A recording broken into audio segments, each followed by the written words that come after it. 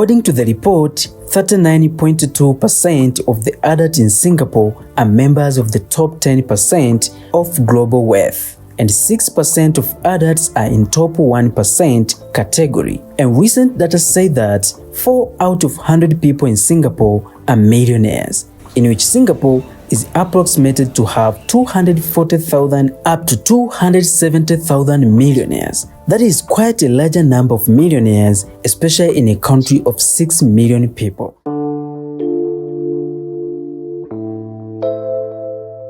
So how much you need to be rich in this country? Okay, welcome to the channel. My name is Tidewan. Don't forget to subscribe and like this video for more attention.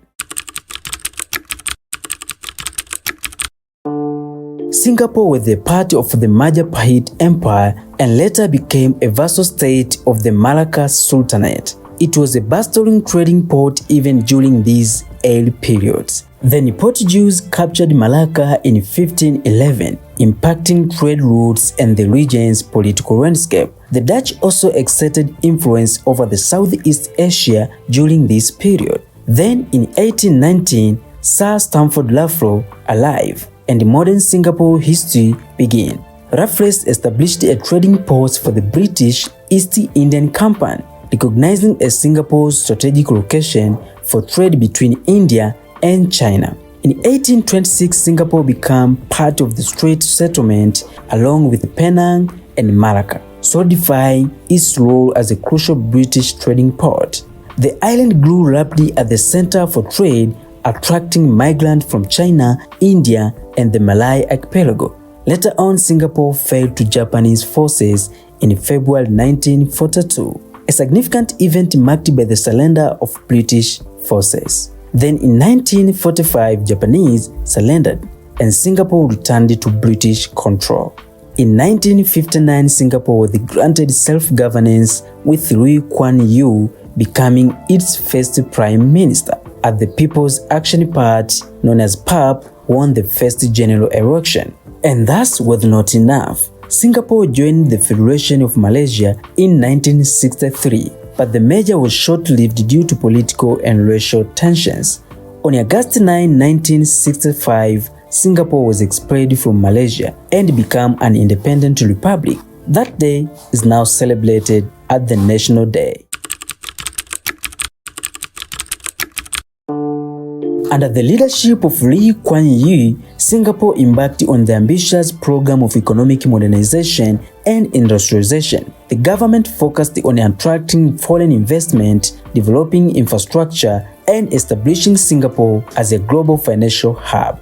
The country's political landscape has been dominated by the People's Action Party, which has maintained a stable and efficient government.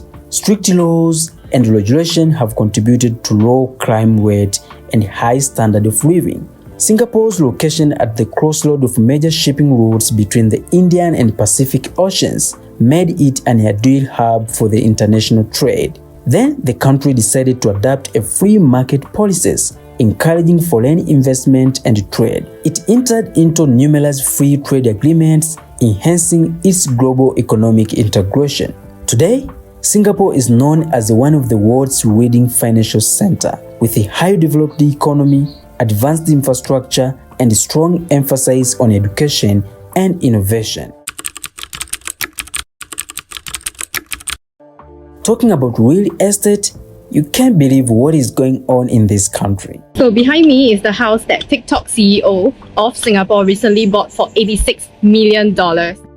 For instance, a luxury condos in areas like Orchard Roads, Sentosa Cove, and Marina Bay can cost anywhere from $1.5 to $7.3 million. And one bedroom apartment in city center can cost around $2,600. So it is important to determine where you choose to live in this country. The prices of housing and accommodation are fairly high, but it can be solved if you choose to move a bit to the outskirts of the city. It can help you to rent a flat for a lower amount of money.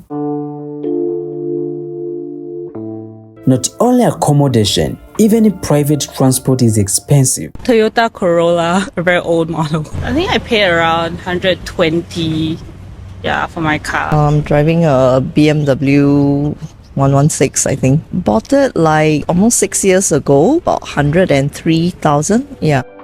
Owning a regular car is not a dream in many countries like US, but in Singapore, it doesn't matter what type of car, but it is just an everybody's dream to own a car. Take an example. A Hyundai Avante which starts at $21,000 in US would set back about $100,000 in Singapore. And a Volkswagen Atto-On which starts retail price of $43,000 in US costs around $200,000 in Singapore.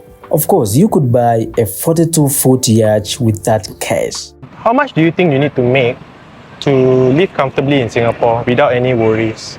I think like at least 7,500. Around 1,000. $3,000 is too very much already for you. A few $1,000,000? Probably 20 to 30K a month. Having an annual income of $200,000 or more is considered high in Singapore, and earning around $10,000 per month or more put you in top 10% of the income earners. Then for a person with a net worth of at least $700,000 in liquid asset is in good position financial in this country.